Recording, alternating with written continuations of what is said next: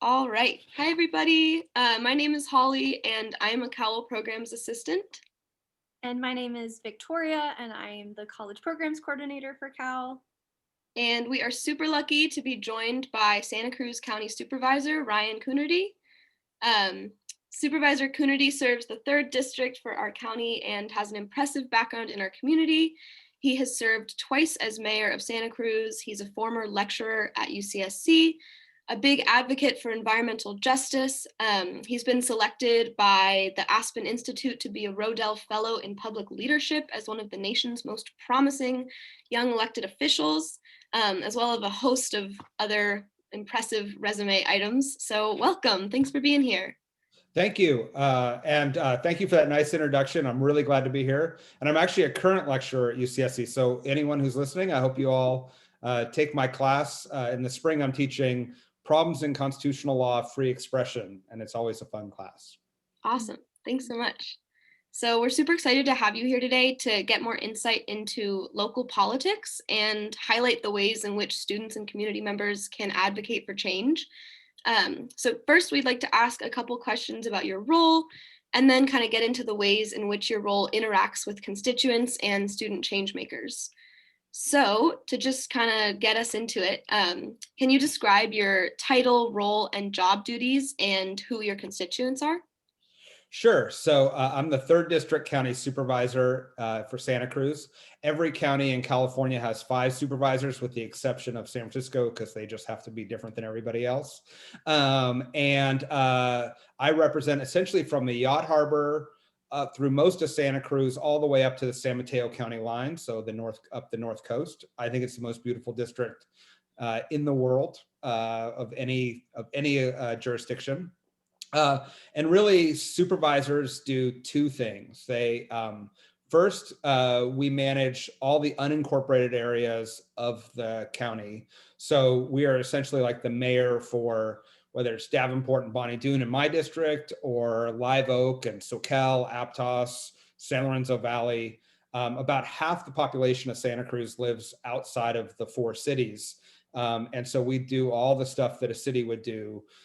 Fire and police and roads and parks and land use and all that. The second part of the job is really health and human services and the county-wide system. So whether it's roads or mental health, response to pandemics, for example, substance abuse, reaching out, anti-poverty programs, all the stuff that sort of goes across all the jurisdictions. We manage those too. So it's really 2 different jobs, but it's mostly pretty fun and interesting, and you can have a good impact on the community. Great, thank you. Yeah, it sounds very interesting, and you've kind of already gone over a lot of the issues and topics that your position manages. We're interested to know a little bit of what kinds of issues are you passionate about in the community? Sure. So, I mean, I think right now we're in a series of crises that we're responding to. And so whether I'm passionate or not about them, it's incredibly important that we get them right. So first, when we talk about COVID, it is about, we're currently rolling out vaccines. The county is responsible for vaccinating sort of the underserved communities. So we're primarily focusing in South County, although there are different outreach efforts here. So the vaccines, we're also managing the testing, the tracking and the tracing, and then many of the relief dollars, whether it's to renters or to undocumented people or to small businesses, nonprofits, come through the county. And so we're trying to reduce that impact while we're trying to manage a COVID response and subsequent economic crisis. This summer we had essentially a third of my district burned down in Bonnie Doon and the North Coast, Last Chance, and Swanton. So we're going through an effort right now to help people rebuild, to make sure that debris that burned doesn't flow down into our watershed and impact our water supply or our natural environment. As well as help people who are just managing through that crisis, as well as if it starts raining, preventing mudslides that can be deadly and impactful So we're managing that. At the same time, we've finally had a long overdue national conversation around race and equity in this country. Myself and another supervisor declared racism as a public health issue.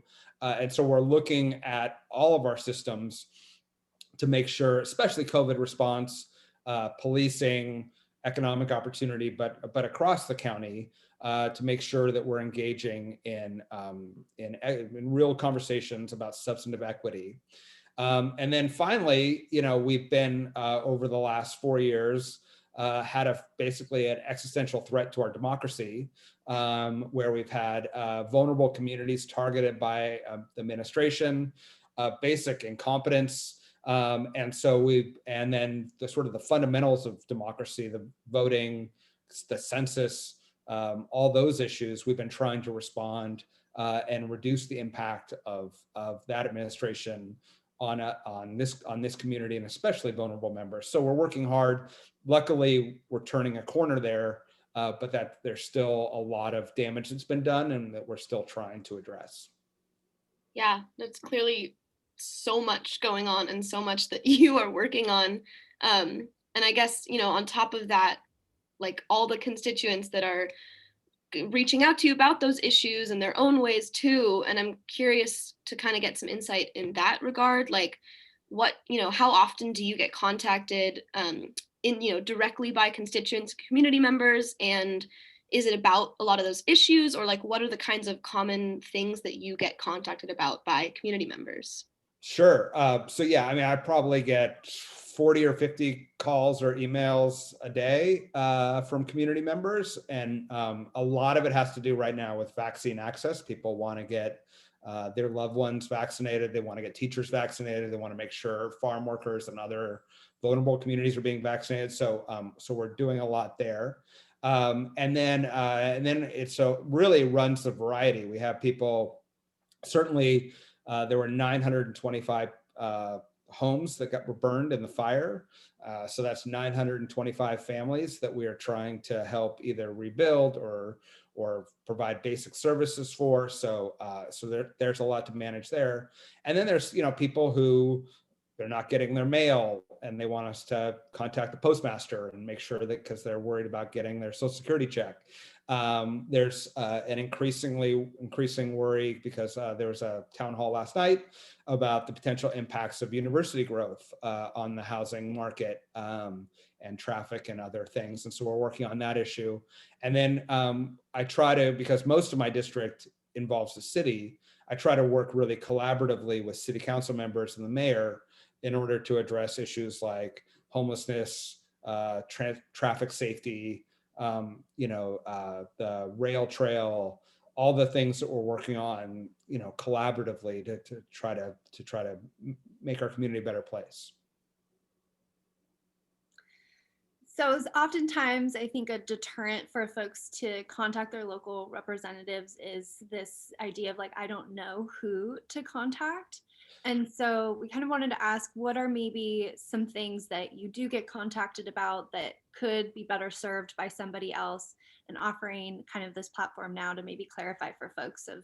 Sure. Yeah. And I get it. And, I don't know that when 10 years ago, I knew what a county supervisor did really. So the way we run government in the United States is very decentralized. And so it's always sometimes hard to figure out. So it's not a big deal to contact me or the mayor. And we often will say, well, here's the person you should contact. We're happy to be that resource. But, I think things that people contact me about often, schools. We have school boards, and so we don't have a real role with the schools.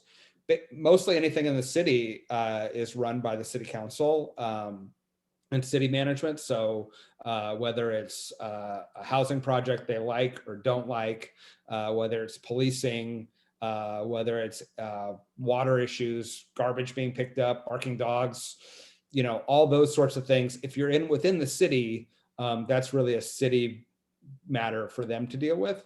If you're outside the city, obviously you contact us. And so, it's complicated and I understand it. And so I think all of us are pretty used to and sympathetic to the idea of like, you got a problem, contact me. I'll try to let you know who is the right person. Totally. Thank you. And then kind of on that same note, how often do you find yourself responding to or talking directly with constituents, whether that's responding to emails or calling them? How much of the job is that?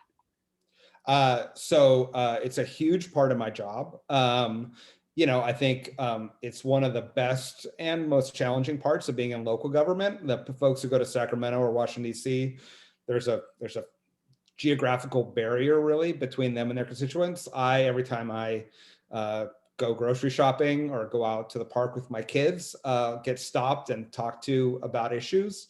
And so certainly when I teach my classes at UCSC, I get talked to about issues. So, I think it helps me because it's helped me to know what's going on and to interact with members of the community directly. So that happens all the time. There are also, I do town halls. I do, meetings that used to be just coffees. Now it's Zooms.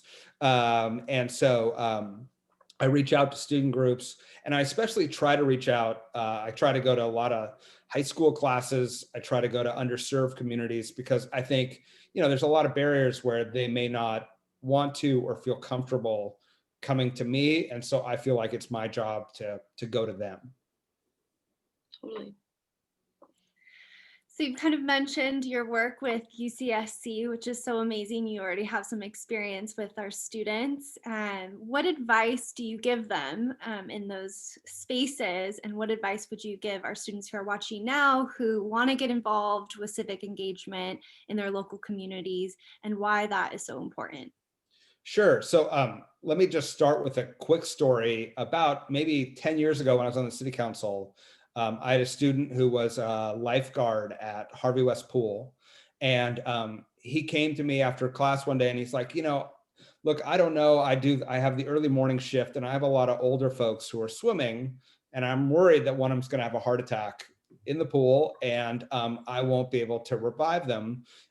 Is it possible for the city to get a defibrillator to help? And I said, I don't know, let me ask. So I went back and I asked the parks director if we could get one. She found out we could, and there's actually some grant money available. So actually we placed a defibrillator not only at the pool, but at like 6 or 7 city facilities around. That student, by engaging, will save, I don't know, 5, 6, 7 lives over the next decade or two. That's an amazing impact. And it helps just because he was aware and he was engaged and sort of thinking and was willing to ask a question. So one is you can have a tremendous impact just by being involved. And to the larger point, I think there's a lot of cynicism about politics and the ability of people to engage, except that I worked in Washington, D.C., I've worked in state capitals, and now I work at the local level. And I've seen regular people, especially young people working at staff or advocates, make transformational changes. And, I wouldn't spend my time teaching politics and or working in politics if I thought the system was so broken that nothing ever changed. And so I'm here to tell you that it really does, but it does require you to engage and get involved. And then, where that leaves me is, I think the most effective advocacy is best done it takes a little bit of work in advance, but you get a lot more bang for your buck. So, during budget times, I'll meet with like 5 to 10 groups a day for weeks on end. All of them want money. All of them want policy. All of them have a good story. All of them believe that what they're doing is right. And almost every time I agree with what they want. And so when you show up to a meeting, the groups that are most effective are ones that know what I can and can't do. 2 have done the research to say, look, this has been done in another community. So I'm not asking you to like reinvent the wheel. I'm asking you to implement it here. 3 are sort of tell a personal story. It shouldn't matter because the data should just drive everything, but it does matter when I hear that a student is skipping meals because she can't afford both tuition and housing. And that has an impact when we broadly talk about university housing policy. we can talk a lot about the sort of abstract ideas of policy, but if you tell me that story and other people's stories, that's the human brain is wired to care and remember, right? So having that story, and then finally having a clear ask. Oftentimes I'll meet with groups, and at the end of it, I'll say, thank you for taking the time, and they'll say thank you, and they go away. And my staff will say, well, what was their ask? And sometimes I say, I don't know. I don't think they had one. I think we were just meeting. And so if you have an ask, like have a sentence that's specifically, I would like you to explore X. I would like you to fund Y. And then I can give a response about whether we can or can't do it. But that's the piece. And finally, and I know this is not always how we engage, but almost every time that people come in and quote unquote demand something, we demand this, I stop listening, because it's not, if we're going to do this, it's a lot of hard work. I'm choosing between 60 or 70 different groups, and we got to have mutual respect and a willingness to cooperate. And sort of the principle of like demanding these 10 things and then walking out of the room is not how I'm going to normally do business. So, it's not how I do business with my kids or my partner, and it's not going to be how I do business in the rest of my life. And so, try to start with cooperation. If elected officials aren't cooperative, you have every right in the world to push us and pressure us and all that. That's part of the business. But don't start with that posture. That makes sense.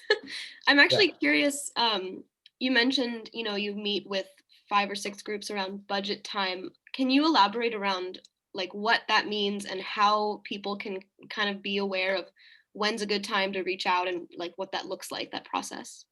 Yeah. So both at the state, actually at the federal, state, and local level, budgets are in general starting to be talked about and released in January and February. And then they go through a long process of hearings and everything else. And then they're adopted for June 30th to start on July 1st. So one is making sure you're early in that conversation. If you wait till, June 25th, most of the money is already spoken for, and it's hard to figure out how to fit things in sometimes.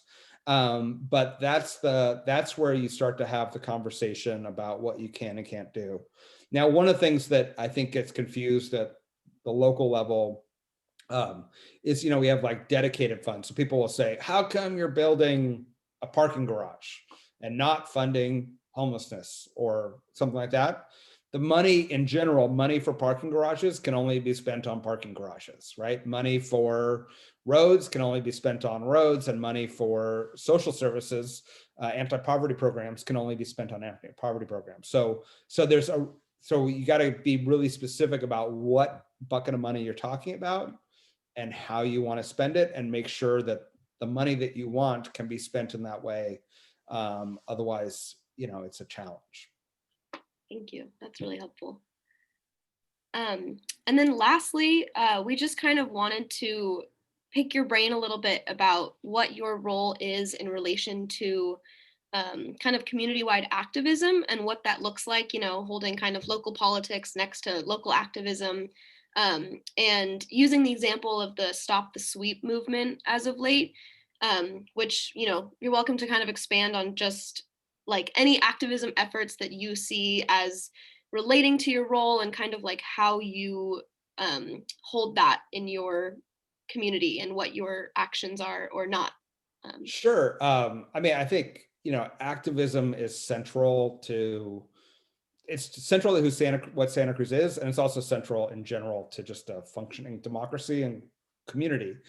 So I try to do my best to support activism where it is. I have a fiduciary responsibility to the institutions to which I work. So I think there is a difference between being an activist and being, an elected official and making budget decisions or legal decisions or other things. In terms of homelessness, again, that's in the city's jurisdiction. It's in a city park. We try to partner to provide health outreach workers, case managers, We do provide shelters. I mean, Santa Cruz County is currently housing twice as many people as we were this time last year.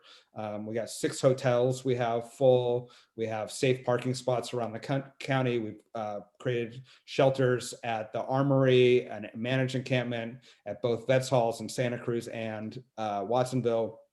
Yet there's not enough. And so it's a difficult problem to solve at the local level because we don't have the resources to solve them. It's a national problem, and it's been left to cities and counties to try to address. And so it's a difficult situation, but we try to get out and address with targeted policies and services in order to help people. I will say, just because I think it's important for people to know that, I think it's easy to get discouraged about homelessness because the problem is so pervasive and overwhelming. However, on Tuesday, I brought a resolution to the board to end homelessness for families with children. And I think we've now aligned, some federal programs and some private sector dollars. And now if we get targeted county outreach, at last count, there were about 180 families that were unsheltered. And I think that's a problem that we can solve, and we're going to dedicate resources. And it's not only a moral imperative, but it's also an ability. It also reduces long-term impacts. The studies show that kids who have been homeless experience a lot of trauma.